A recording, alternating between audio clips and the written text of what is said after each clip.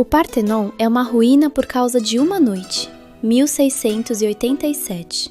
Uma bomba veneziana acertando a pólvora otomana guardada lá dentro. Dentro da mesquita, que antes tinha sido igreja cristã e antes disso o templo de uma deusa. Um prédio só. 3 religiões passaram por dentro dele antes de alguém acender aquele pavio. E é por isso que ele ainda está de pé. Em Atenas, o que sobreviveu não foi o que alguém protegeu. Foi o que alguém continuou usando, século depois de século, com outro nome e outro Deus.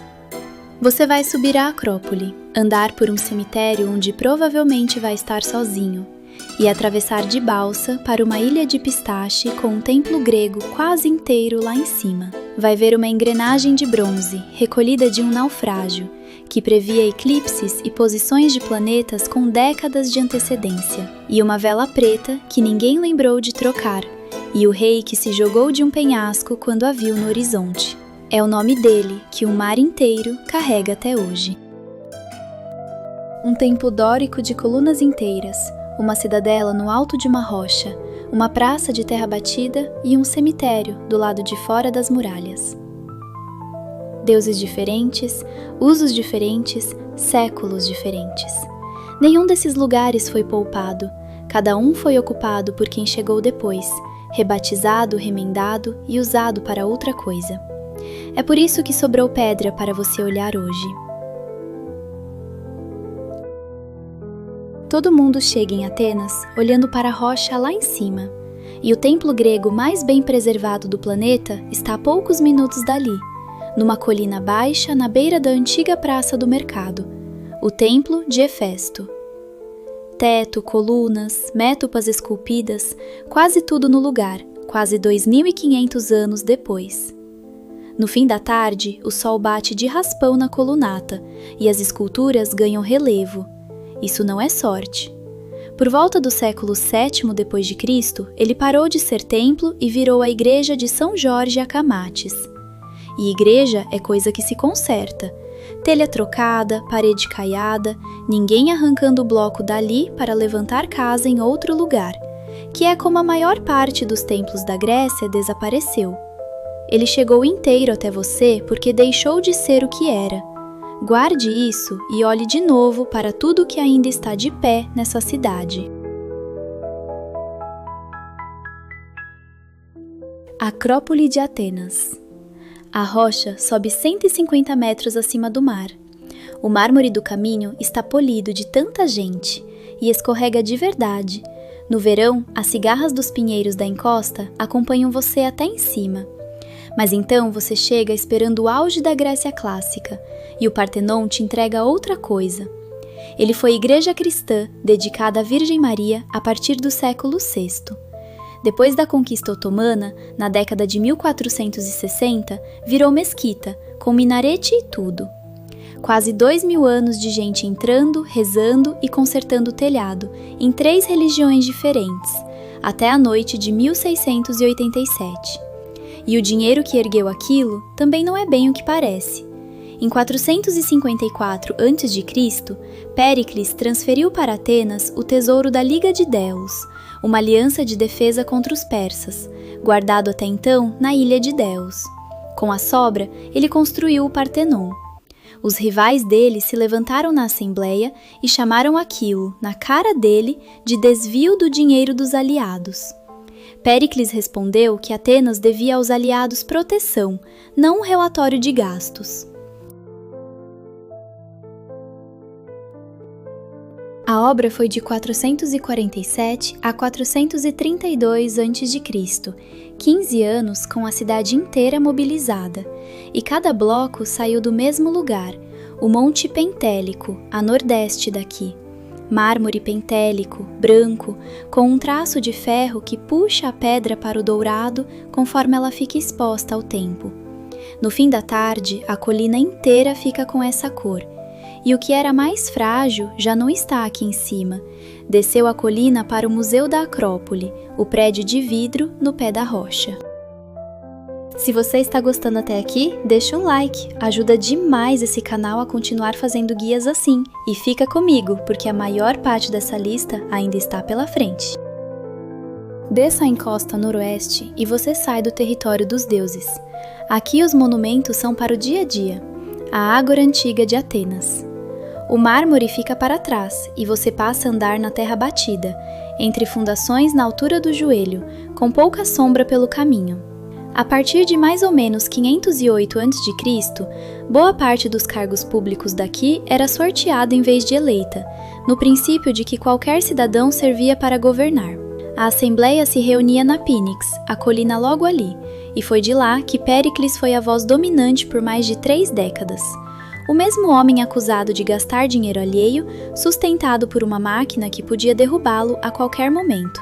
E podia mesmo. Era aqui, nesta praça, que ela derrubava. O cidadão que incomodasse demais era exilado por votação, sem julgamento, com o nome riscado num caco de cerâmica quebrada.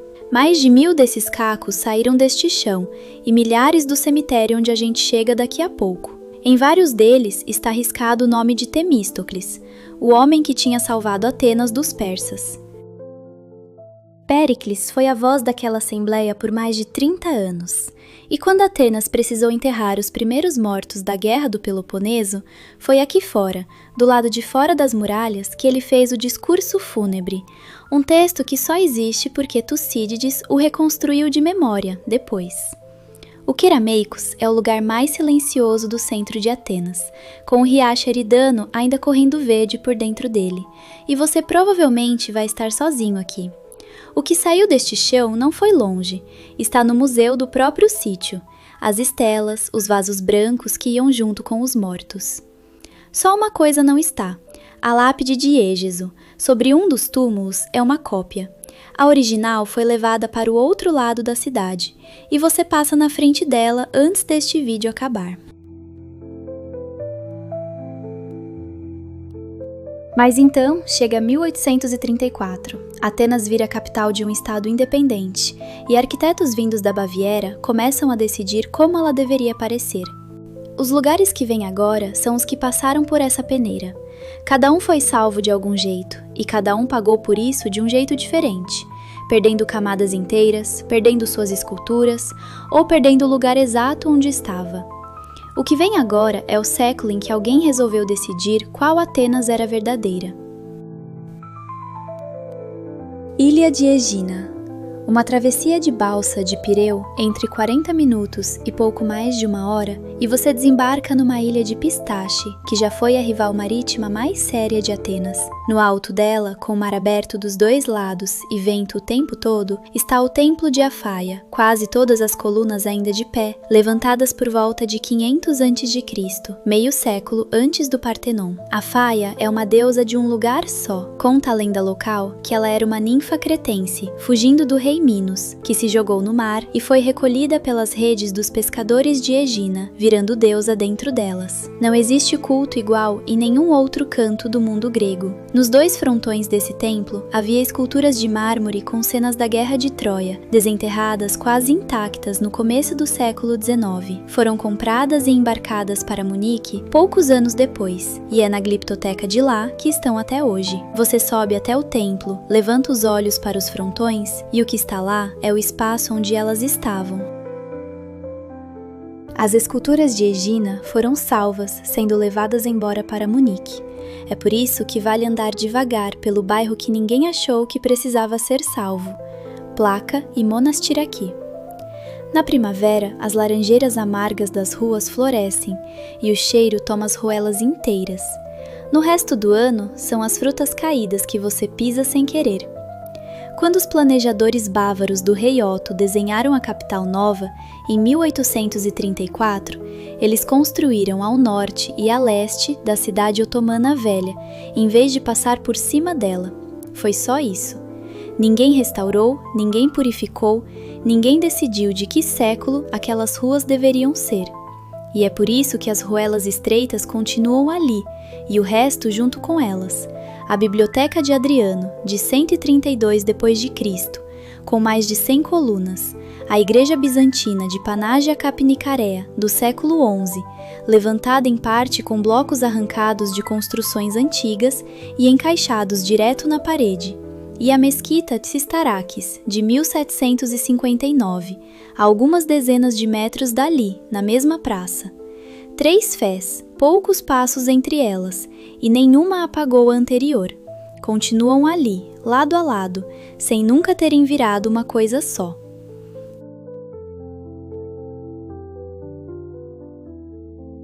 A Igreja Bizantina e a Mesquita Otomana seguem de pé em Monastiraki, porque ninguém precisou tirá-las de lá. O Museu Arqueológico Nacional é a outra metade dessa conta. É também o único lugar desta lista onde você escapa do calor. Lá dentro é fresco, silencioso e os passos ecoam nas salas altas. Aqui está a engrenagem de bronze prometida no começo deste vídeo, o mecanismo de Antiquítera, tirado de um naufrágio em 1901, feito entre 150 e 100 a.C., capaz de prever eclipses e posições de planetas com décadas de antecedência. E algumas salas adiante está ela, a Estela de Egeso, a original, a que faltava naquele túmulo do Querameicos, uma mulher escolhendo uma joia numa caixa que a criada segura, o mesmo impulso que mandou os frontões de Egina para Munique, só que desta vez foi ele que salvou a peça. Mas a mania de Atenas de virar outra coisa não morreu no século XIX. Os lugares que fecham essa lista não são ruínas aposentadas, continuam em uso, só que não pelo motivo que criou cada um. Um prédio do século XIX com o nome de uma escola que fechou 1.300 anos antes. Uma arena remontada no mesmo chão para uma Olimpíada que ainda nem existia. E um penhasco, que era a primeira coisa que um marinheiro via voltando para casa, e hoje é onde se vai ver o sol se pôr. Nenhum deles parou de servir, só mudou para quê? Academia de Atenas.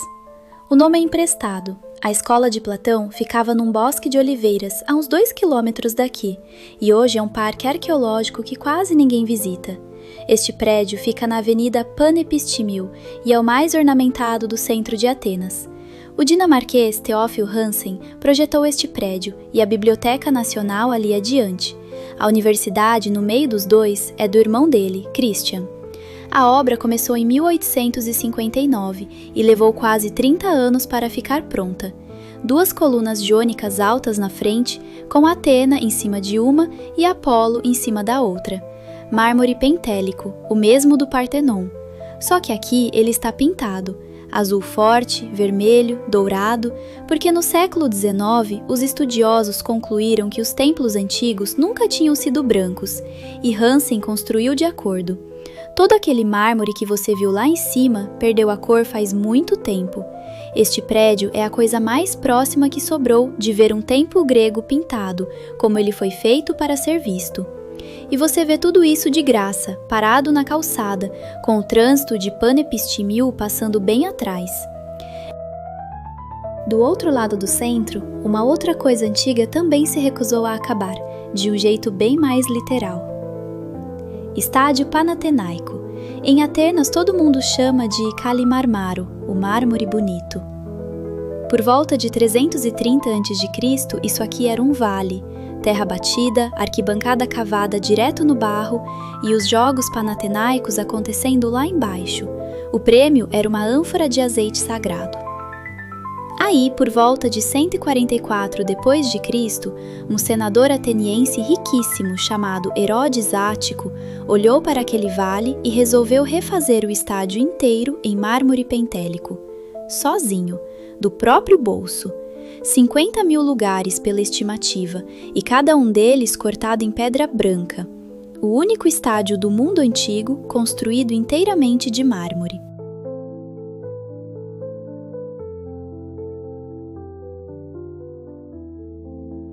Num dia de sol, o branco reflete tanto que dói olhar, e não existe sombra nenhuma na arquibancada. Depois disso, ele virou pedreira. Século após século, arrancaram o mármore dali para construir outras coisas, até sobrar só o formato de ferradura marcado no chão. Em 1896, com o dinheiro de um único benfeitor, Georgios Averof, remontaram tudo em mármore de novo. E a primeira Olimpíada da Era Moderna aconteceu exatamente nessa pegada antiga. Toda a tocha olímpica ainda passa por aqui antes de deixar a Grécia. Terra, mármore, ruína, mármore outra vez. Ninguém nunca deixou esse lugar quieto tempo suficiente para ele virar passado.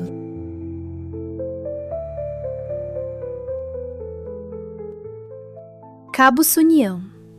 70 quilômetros ao sul de Atenas, a Ática simplesmente acaba.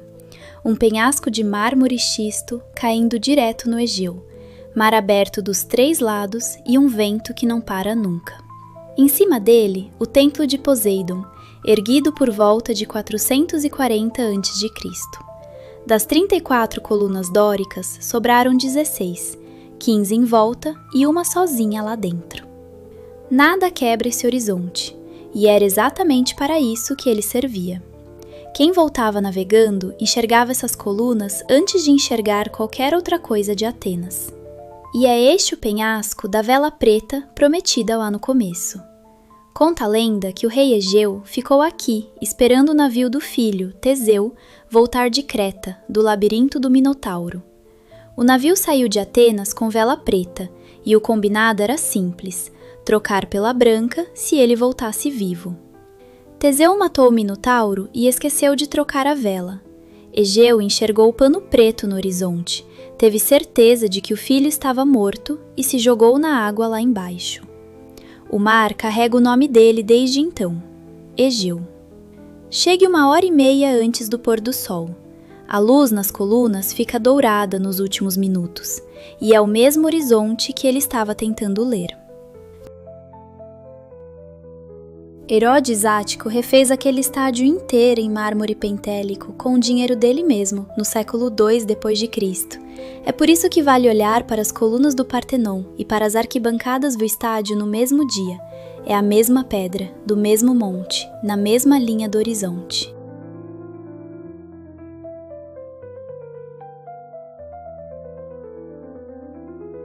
Uma foi cortada para o tempo de uma democracia que teve que se explicar em praça pública sobre o dinheiro que gastou.